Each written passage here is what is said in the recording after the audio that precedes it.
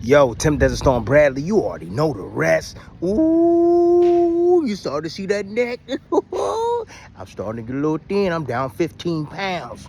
Yeah, I'm down 15. Got 40 more to go, you know? So I'm gonna be slow and steady, man. Hey, when I first started this journey, I started running and stuff like that, man. I ended up breaking my damn leg. Not doing that this time. Hey, I'm gonna take my time, slowly build up, man. It's been almost damn 10 years since I've been training and got in the ring, man. But these hands still work, though. These hands still work. Oh, yeah. Don't get it twisted. These mugs still fast, too. Fast. Reactive like a mug, man. I'm trying to tell y'all. Anyways, yo, real quick. Check this out. Tank gone. He gone. Tank is gone. I'm sorry to tell y'all, man. See, look. You got to understand what comes with fame. I don't think anybody had that talk with him. You know, you got to understand what comes with fame. You know, what comes with fame is a double-edged sword, you know. It's great. You know, the money's great, but people is all in your business. Yep, all your business is always out there for people to see. You know, cameras are always on you. You know, people are always constantly talking about you, and no one had that talk with Tank, man. You know, and I wish they did, to let him know, to put him up on game, you know, and it's too late. You know, Tank's been in this game a very, very long time. He's tired of all the politics. He's tired of all the, you know, the naysayers. He's tired of everything that he's done. It's like he feels like, I've given this game so much. I've given it so much. You know, I put smiles on people's face. I knocked out I've knocked out people, man. Filled up arenas, man. And still, y'all don't bless me. Y'all don't say, hey, y'all love me. You know, look, if you want to know about a person, and I'm starting to learn this, man. You know, I read up on Keyshawn, and I read up on Shushu, and I've read up on Tank. You know what I mean? I was misinformed. You know, you got to know what somebody's going through, man, or have gone through, and where they've ended up. Now, you have to understand that. You got to understand their DNA, you know. And we as fans, we fail to realize that.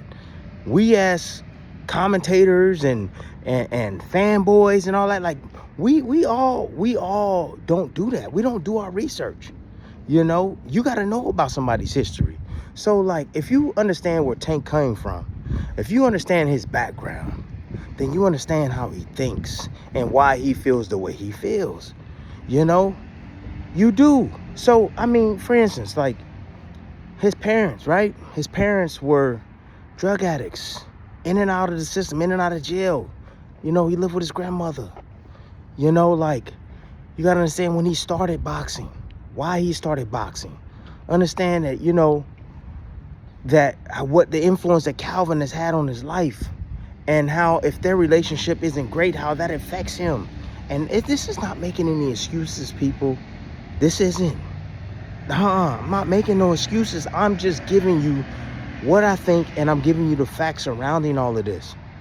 You know, I remember back in 2012, you know, I'm living right. I'm living civil. I'm taking care of my business. I feel like I'm doing everything right. You know, I'm living right. I'm saying all the right things. You know, I want people to love me, you know, and I get in there and I fight Manny Pacquiao, and all of a sudden everything changes, right? Everything changes. Checking my 6. Everything changes. You know, now I'm depressed. Now I'm trying to understand why the game is treating me this way, you know. But beforehand, one of my good friends had a talk with me. One of my, I call him you know.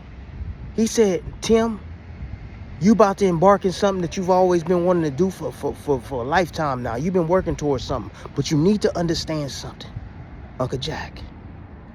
He said, you got to take whatever comes with all of this that's going to come your way. Good, the bad, the ugly. You fighting Manny Pacquiao. You beat him, your life is going to change. Whatever happens, your life is going to change, and you have to be ready for that. You got to be okay with what's going to come. If you're not okay with that, don't take the fight, champ. Don't take the fight. That means the ridicule, the criticism, everything that comes with this. That's what comes with boxing. That's what comes with anything in life, right? When you're successful, people are going to look at you with a microscope. Tank hasn't had that talk. Tank didn't know that. He's living it right now. You know, you learn along the way. However, right now, Tank is in a place where he's saying to himself, well, I know what happened in the Roach fight, but damn, well, why everybody turn on me? I did my job. I wouldn't have won. I did my job. You know, the referee called that. That wasn't me. I ain't say nothing. If he would have counted the knockdown, okay.